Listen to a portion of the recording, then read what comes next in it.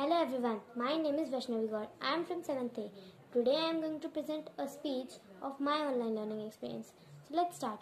Due to COVID-19, the school across the world is shifted toward online classes. My online learning experience is completely different than what I am used to doing in a physical classroom. No doubts, online classes are a very good method of teaching, but I like to be in a physical classroom than an online learning environment. As soon as lockdown started in our country, the government had directed that during the lockdown, the teachers should teach us at home so that students can continue their studies from home. Our teachers started online classes to continue the studies of students.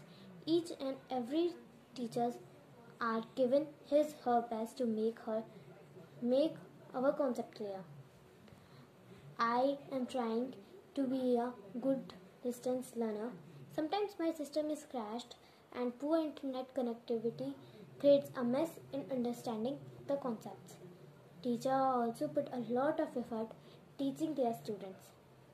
Into the teacher interacts with student in a very cool and interesting manner that attracts more and more students towards online classes.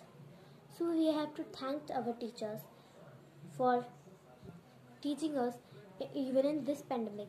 Thank you teachers and thank you everyone for watching my video at last. Thank you so much.